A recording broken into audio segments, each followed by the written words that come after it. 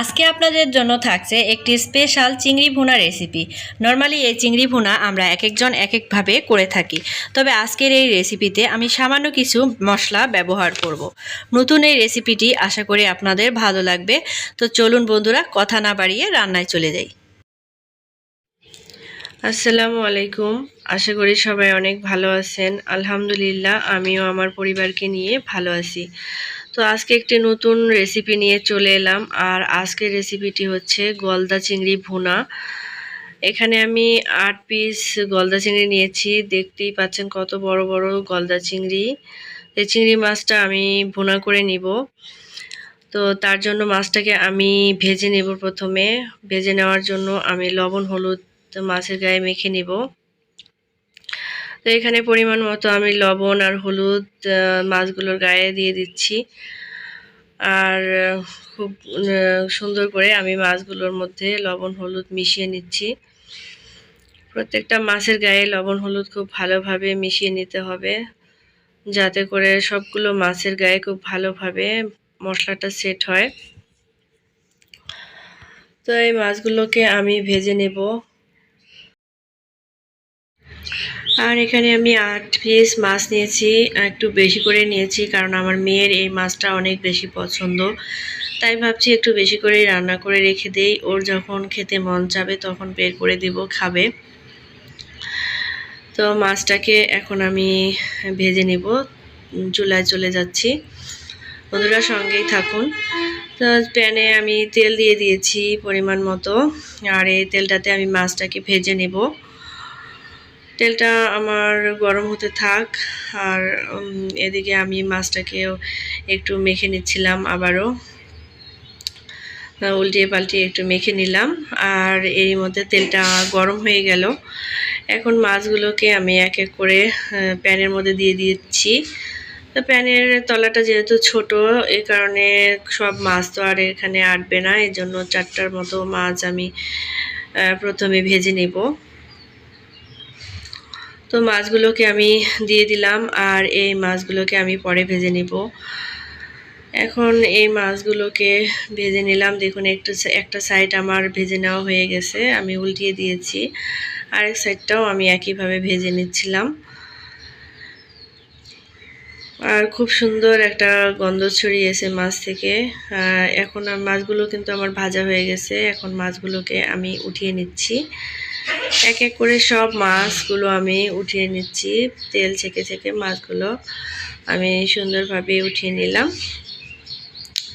আর খুব সুন্দর একটা গন্ধ ছড়িয়েছে, কি বলবো বন্ধুরা, চিংড়ি মাছ ভাজার পরে খুব সুন্দর একটা গন্ধ ছড়ায়, যে সবাই জানেন। এখন আমি বাকি মাছগুলো এই তেলের মধ্যে ভেজে নেব। তো এক এক করে বাকি 4টা মাছও আমি এই তেলের মধ্যে দিয়ে দিলাম। একইভাবে মাছগুলোকে আমি ভেজে নেব। তো একটা সাইড ভাজা হয়ে গেছে, আমি উল্টিয়ে দিয়েছি। বাকি সাইডটাও আমি ভেজে নিচ্ছি একইভাবে। আর এরই মধ্যে আমি দেখিয়ে দিচ্ছি এই মাছটা রান্না করার জন্য একটা স্পেশাল মশলা তৈরি করব। আর এই মশলাটা তৈরি করব আমি পেঁয়াজের বেরেস্তা আর টক দই দিয়ে। এখানে 4 চামচের মতো টক দই আমি নিয়েছি। পেঁয়াজের বেরেস্তা আর টক দই একটা পেস্ট তৈরি করে নেব। আর এদিকেও মাছটা আমার ভাজা হয়ে গেল। তো মাছগুলোকে আমি এখন উঠিয়ে নেব। তেল ছেঁকে ছেঁকে মাছগুলোকে আমি উঠিয়ে নিচ্ছি। তো এক এক করে মাছগুলো আমি উঠিয়ে নিলাম। আর এই মাছগুলো উঠানোর পরে নিচে যে তেলটুকু ছিল, এই তেলের মধ্যেই কিন্তু আমি মাছটাকে রান্না করে নেব। দেখতেই পাচ্ছেন কত সুন্দর এর লুকটা। তো এই তেলের মধ্যে আমি খুব সামান্য করে আরও একটু তেল অ্যাড করে দিব, যেহেতু খুব অল্প পরিমাণে তেলটা ছিল। এই তেলে আমি বাকি রান্নাটা করে নেব। এখন এর মধ্যে 1 কাপ পরিমাণ আমি পেঁয়াজ কুচি দিয়ে দিব। পেঁয়াজটা আমি কুচি করে রেখেছিলাম। এই তো 1 কাপ পরিমাণ পেঁয়াজ দিয়ে দিলাম। এই পেঁয়াজটাকে আমি এখন ব্রাউন কালার করে ভেজে নিব। খুব বেশি কড়া করেও ভাজবো না, হালকা নরম করে ভেজে নিব আর কি। এখন এর মধ্যে 1 চামচ আদা বাটা আর 1 চামচ রসুন বাটা আমি দিয়ে দিচ্ছি। একটু বেশি করেই দিতে হবে পরিমাণে, কারণ চিংড়ি মাছের আদা রসুনের ঘ্রাণটা ভালো লাগে। তো আদা রসুনের কাঁচা গন্ধটা যতক্ষণ না চলে যাচ্ছে ততক্ষণ এই মশলাটাকে ভুনে নিতে হবে।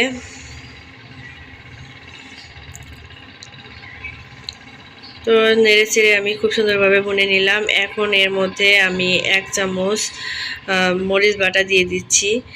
আর মরিচ বাটাটা আপনারা আপনাদের পছন্দ মতো নেবেন, কমিয়ে কিংবা বাড়িয়ে, যেহেতু সবাই একরকম ঝাল খায় না, কেউ কম খায় কেউ বেশি খায়।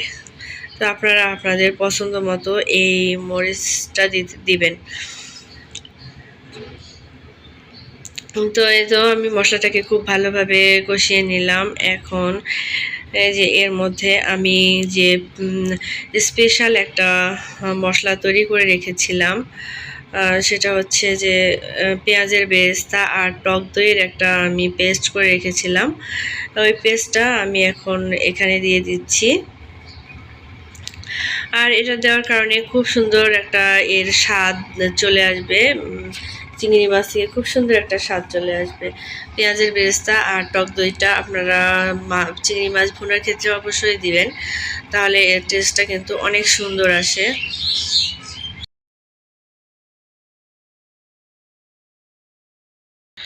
মশলাগুলো আমি খুব সুন্দরভাবে ভুনে নিলাম। এখন এর মধ্যে 1 চামচ হলুদের গুঁড়া আর স্বাদ মতো লবণ দিয়ে দিলাম।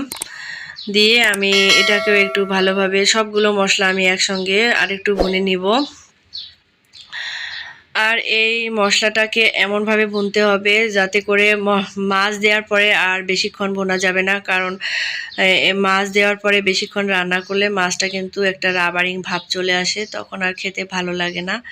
আর এখানে আমি কোনো রকমের জিরার গুঁড়া, ধনিয়ার গুঁড়া আর গরম মশলা ব্যবহার করিনি। এতে করে চিংড়ি মাছের যে একটা নিজস্ব ফ্লেভার থাকে সেটা অটুট থাকে। তো আপনারাও চেষ্টা করবেন এভাবে রান্না করতে। আমি মশলাটাকে খুব ভালোভাবে ভুনে নিলাম। এখন এর মধ্যে আমি পানি দিয়ে দিব। আর 1 কাপ আমি 1.5 কাপ পরিমাণ পানি দিয়ে দিব। প্রথমে আমি 1 কাপ পরিমাণ পানি দিয়ে দিলাম। এখন আরও একটু পানি এখানে অ্যাড করে দিব। দিয়ে আমি পানিটাকে মশলার সঙ্গে খুব ভালোভাবে মিশিয়ে নেব। এই পানিটাতে আমি ঢাকনাটা লাগিয়ে দিব। ঢাকনাটা লাগিয়ে দিয়ে পানিটাতে আমি বলক তুলে নিব। তো বন্ধুরা, এই তো পানিতে বলক চলে আসছে। আর এর মধ্যে আমি মাছটাও এখানে দিয়ে দিয়েছিলাম। সরি বন্ধুরা, দেখাতে পারিনি, এটা স্কিপ হয়ে গিয়েছে। তো এই তো পানিটাতে বলক চলে আসছে মাছগুলো দিয়ে দেওয়ার পরে। তো খুব সুন্দরভাবে রান্নাটা হয়ে যাচ্ছে। এখন আমি এর মধ্যে 4টা কাঁচামরিচ দিয়ে দিলাম। আর এতে করে খুব সুন্দর একটা ফ্লেভার আসবে কাঁচামরিচের দেওয়ার পরে। তো আপনারা চাইলে দিতে পারেন, না চাইলে দেওয়ার দরকার নেই। তো বন্ধুরা, ঢাকনাটা খুলে দিয়ে আবারও একটু নেড়ে দিচ্ছিলাম। দেখতে পাচ্ছেন রান্নাটা কত সুন্দর দেখাচ্ছে, তাই না বন্ধুরা? তো বন্ধুরা, আপনারা জানি না কেমন লাগছে আমার রান্নাটা। আশা করি আমার রান্নাটা ভালো লাগছে। আর যদি ভালো লাগে প্লিজ আমার চ্যানেলটিকে সাবস্ক্রাইব করে দিবেন। তো এখানে আমার রান্নাটা প্রায় হয়ে আসছে। এখন আবারও ঢাকনাটা আমি খুলে দিয়ে একটু নেড়েচেড়ে রান্না করে নেব। তবে ঝোলটা আমি বেশি একেবারে শুকিয়ে ফেলবো না, একটু ঝোল রেখে দেব, কারণ ঝোলটা যখন ঠান্ডা হয়ে যাবে, মাছটা রান্নার পরে ঠান্ডা হয়ে যাওয়ার পরে কিন্তু এটা অনেকটাই টেনে আসবে। আর তার জন্য আমি এরকম অবস্থাতেই রাখবো। তো আবারও একটু ঢাকনাটা লাগিয়ে দিলাম আর একটু সময় এটাকে রান্না করে নেব। আবার ঢাকনাটা খুলে দিয়ে একটু নেড়ে চেড়ে দিচ্ছিলাম যাতে করে নিচে লেগে না যায়, যেহেতু ঝোলটা কমে গিয়েছে আর মশলাগুলো খুব সুন্দরভাবে কষানো হয়ে গেছে। রান্না করে হয়ে গেছে আমার, প্রায় রান্নাটা শেষ বন্ধুরা। এখন আবার একটু ঢাকনাটা লাগিয়ে দিচ্ছি আর চুলার আঁচটা একদম কমিয়ে দিয়ে আর একটু সময় রান্না করে নেব। তো বন্ধুরা, এই তো রান্না করা আমার শেষ। এখন ঢাকনাটা খুলে দিলাম আর এই দেখুন কত সুন্দর মাছটার লুকটা, তাই না বন্ধুরা? তো আশা করি আমার রান্নাটা আপনাদের ভালো লেগেছে। ভালো লাগলে প্লিজ আমার চ্যানেলটিকে সাবস্ক্রাইব করে দিবেন আর পাশে থাকা ছোট্ট বেল আইকনটি ক্লিক করে দিতে একদমই ভুলবেন না। আর যারা ফেসবুক পেজ থেকে দেখছেন আমার পেজটাতে ফলো করে দিয়ে লাইক, কমেন্ট, শেয়ার করে দিবেন। আল্লাহ হাফেজ।